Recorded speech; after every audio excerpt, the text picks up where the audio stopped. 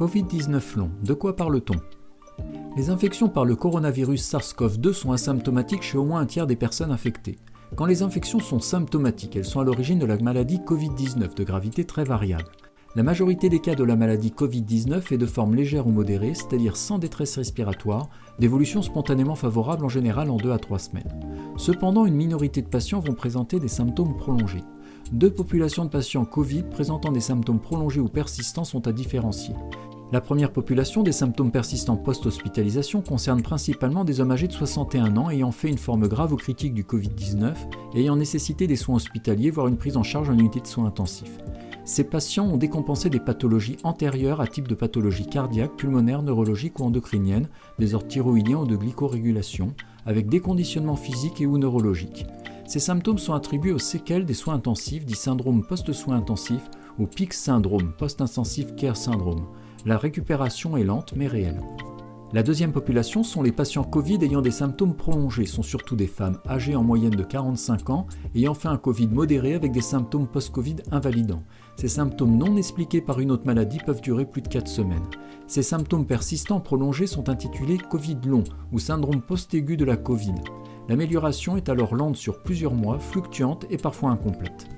Les causes des symptômes Covid longs peuvent être dues à la persistance d'une activité virale dans l'organisme, rarement dans les sites usuels, mais plutôt dans d'autres réservoirs du corps. Une réponse dysimmunitaire ou inflammatoire inadaptée. L'apparition de troubles fonctionnels psychologiques ou psychiatriques qui auto-entretiennent les symptômes. L'existence de facteurs génétiques, hormonaux ou auto-humains associés. Les symptômes d'un Covid long sont surtout multisystémiques, avec une asthénie ou une fatigue dans 73% des cas, souvent sévère voire extrême, fluctuante, qui peut avoir un impact sur la vie familiale, sociale et professionnelle. Des troubles neurologiques dans 77% des cas, des troubles de type cognitif avec des difficultés de concentration, des troubles de la mémoire immédiate et un manque du mot, des céphalées, des troubles sensoriels à type de paresthésie, engourdissement ou fourmillement, sensation de brûlure, sensation de faiblesse musculaire, des troubles du sommeil avec des insomnies, des micro-réveils, une hypersomnie dans la journée, des troubles psychologiques avec un syndrome de stress post-traumatique, une irritabilité, des troubles anxieux, un syndrome dépressif ou une dépression, des troubles neurovégétatifs ou dysautonomiques, bradycardie, tachycardie, tachypnée, malaise vago après les efforts, sueur froide ou chaude, frissons, fuite urinaire. Des troubles cardio-thoraciques dans 71% des cas, des difficultés respiratoires, dyspnée, un syndrome d'hyperventilation sans désaturation, une hyperréactivité bronchique de type asthme, la persistance d'une toux, des douleurs thoraciques de type rétrosternal, intercostal à type d'oppression thoracique, des palpitations, tachycardie. Des troubles ORL dans 30% des cas, de l'odorat ou anosmie, perte de l'odorat ou odeur déformée, du goût ou agueusie, perte ou mauvaise perception des saveurs. Des douleurs diffuses ostéo-articulaires dans 26% des cas, des douleurs articulaires, arthralgie, des douleurs musculaires, myalgie, des anthésopathies, atteinte des tendons. Des troubles digestifs dans 24% des cas, des douleurs abdominales, épigastralgie, gastroparésie, diarrhée. Des troubles cutanéo-muqueux et vasculaires dans 16% des cas, un urticaire, un prurite cutané, un acrosyndrome. Des troubles fonctionnels associés fréquents, ce sont des symptômes sans anomalie organique, répétés, durables ou invalidants, entraînant une demande de soins. On peut prendre l'exemple du syndrome de détresse corporelle avec la présence d'au moins 3 symptômes dans au moins un des groupes suivants. Hyperexcitabilité cardiopulmonaire ou autonome, palpitation, pression précordiale, essoufflement sans effort, hyperventilation, hyperexcitabilité gastro-intestinale, tension musculo-squelettique et troubles sensitifs, symptômes généraux, troubles de la concentration, difficultés de mémorisation, maux de tête, vertige ou instabilité, fatigue excessive. Il est important aussi de rechercher avec le patient les causes des rechutes ou des périodes d'exacerbation, en analysant les facteurs déclenchants comme par exemple les efforts, le stress, les règles. Cette recherche permet d'apporter une solution thérapeutique plus adaptée. Le score ou échelle validée pour aider au diagnostic et au suivi. En cas de dyspnée, l'échelle de dyspnée MMRC, le score de Nijmegen en cas d'hyperventilation, en cas de symptômes anxieux et ou dépressifs, le score HAD, en cas d'atteinte cognitive, le score MoCA plutôt que le score MMS, en cas de douleur, l'échelle visuelle analogique, l'échelle numérique, le DN4 pour les douleurs neuropathiques, et en cas de fatigue, l'échelle de Schalder. Il existe aussi un questionnaire d'orientation Covid long sur le site Amélie. Les examens complémentaires de première intention en cas de Covid long, l'hémogramme, la CRP, la ferritine, la fonction rénale, la fonction hépatique, glycémie à jeun, ionogramme, TSCH si besoin, une sérologie SARS-CoV-2, une sérologie EBV si besoin. La prise en charge d'un Covid long doit être globale. Il faut d'abord privilégier une écoute attentive avec empathie, personnalisée, en accompagnant la personne à s'autogérer.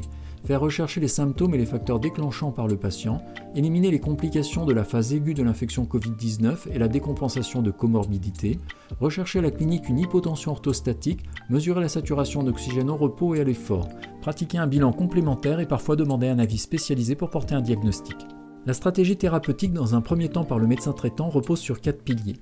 Le traitement symptomatique, soulager la douleur avec du paracétamol ou un anti-inflammatoire qui ne sont pas contre-indiqués dans cette situation. Rééquilibrer un traitement de fond en cours pour un patient diabétique et insuffisant rénal par exemple.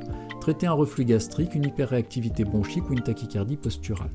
Informer, aider à adopter une meilleure hygiène de vie, alimentation, sommeil, poursuivre une activité physique en l'absence de contre-indication, même si elle est modérée, délivrer l'information au patient pour lui apprendre à s'autogérer, apprendre à reconnaître les situations qui déclenchent les symptômes, la rééducation respiratoire, surtout en cas de syndrome d'hyperventilation, la rééducation olfactive, orthophonique, la rééducation sportive en cas de déconditionnement à l'effort.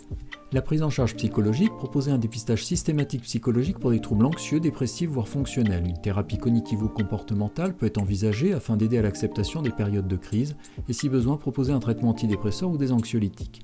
En deuxième ou troisième ligne, en cas de situation complexe ou difficile à gérer, le médecin traitant peut s'appuyer 1. Sur une cellule d'appui de coordination Covid long, qui est une structure multidisciplinaire spécialisée, 2. Voire quelques centres de prise en charge spécialisés s'appuyant sur des services MPR, médecine physique et de réadaptation, 3. Des médecins ayant une expertise dans la prise en charge des patients atteints de formes prolongées de Covid. La liste de ces cellules est disponible sur le site des ARS, Agences régionales de santé de votre territoire. Et 4. Des associations peuvent aussi vous mettre en relation avec des patients partenaires qui pourront accompagner le malade. La reconnaissance de la maladie. Pour la caisse primaire d'assurance maladie, il n'existe pas d'affection longue durée spécifique au Covid long. Il est néanmoins possible de faire une demande de prise en charge au titre de l'ALD hors liste en cas de forme sévère de symptômes prolongés du Covid-19. Pour cela, il faut remplir les critères suivants.